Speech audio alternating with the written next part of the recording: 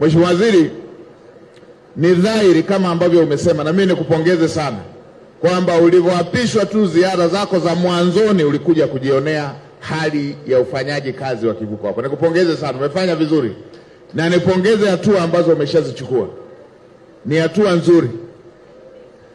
Pamekwepo na matumizi mabaya ya madaraka na matumizi mabaya ya fedha, na pengine ndio maana tunapata shida hii ya vivuko kuharibika. Kwa kudaiwa milioni 800 kivuko kimekwama, tunadaiwa milioni 800.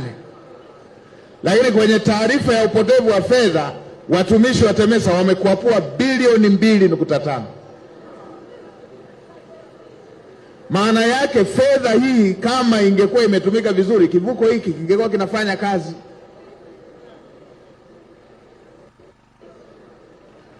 Bilioni 2.59.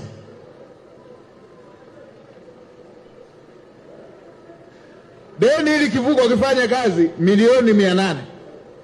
Tumekosa milioni 800, alafu tuliowapa dhamana wamekuapua bilioni 2.5.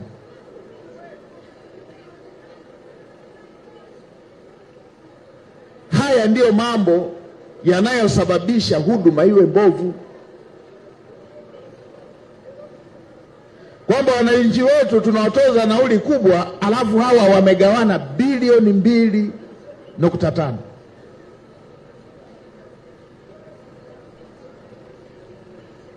Na Mheshimiwa Waziri, uchukue hatua kubwa zaidi. Tafuta mtu, hata hivi vivuko vinavyoharibika, tafuta mtu wa kuchunguza. Zipo taarifa zingine kwamba hivi vivuko pia vinatengenezewa mazingira ya kuharibika ili watu wapige dili kule kwenye matengenezo.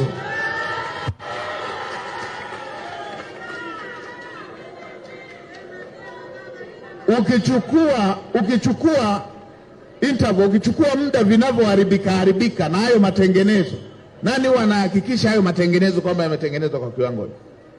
Na kwa watu wenye tabia huruka ya kuiba namna hii, wanaweza wakachomoa hata vyuma wakavitanguliza kule kwa fundi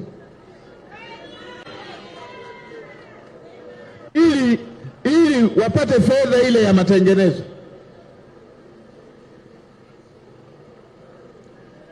Tusipoangalia tutatengeneza vivuko kwa bei kubwa kuliko bei ya kutengeneza kivuko kipya kama hivi ambavyo wenzetu wanatengeneza. Haya ni mambo yasiyokubalika na ni mambo yanayoudhi. Na kwa kuwa mlishatengeneza timu ya wataalamu, tena wataalamu kutoka kwenye taasisi zinazoheshimika,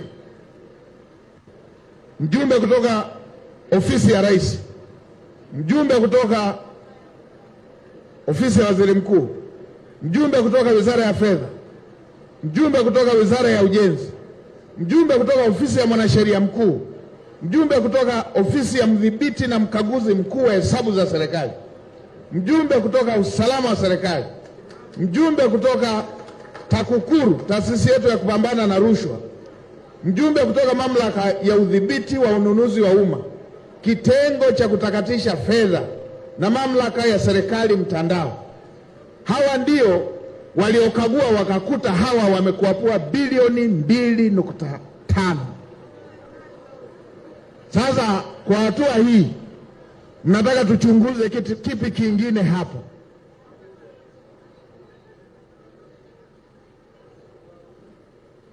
Hapa tuchunguze kipi kingine hapo? TAKUKURU alikuwepo, wa utakatishaji fedha alikuwepo, wa utumishi wa umma alikuwepo, wa ofisi ya Rais alikuwepo, wa usalama na udhibiti alikuwepo, wa CAG alikuwepo. Hapa tuchunguze kipi? Hii ya uchunguzi juu ya uchunguzi ndio inaowapa kiburi wezi wanaendelea kuiba. Hawa wafukuzwe kazi na wakamatwe wapelekwe mahakamani.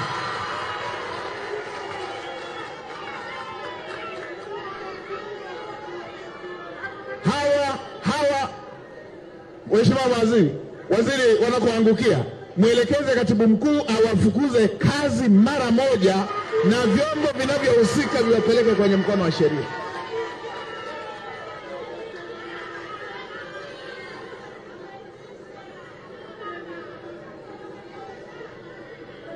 Uchunguzi uliofanyika kupitia timu uliounda, Mheshimiwa Waziri, na nikupongeze sana, una wajumbe wote wanaotakiwa kuchunguza, wote, timu ya kuchunguza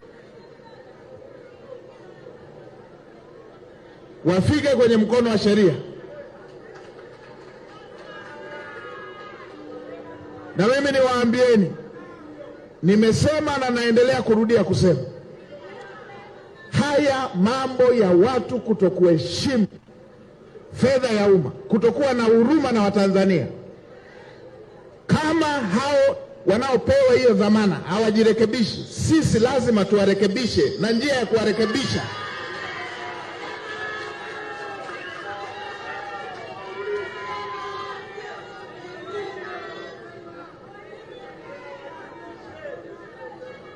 hawa Watanzania hawa wanaolipa nauli hapa. Wapo ambao anakuwa na mtoto mdogo anashindwa kumnunulia hata kitumbua ili alipe nauli hapa. Wapo anaenda kuuza samaki pale, anakaa siku nzima, anashindwa kumnunulia mtoto hata andazi. Mtoto mdogo anashindwa kumnunulia mtoto wake mdogo hata andazi, anabakiza nauli alipe hapa. Then hawa ambao wanalipwa mishahara kila mwezi wanakaa wanagawana bilioni 2.5.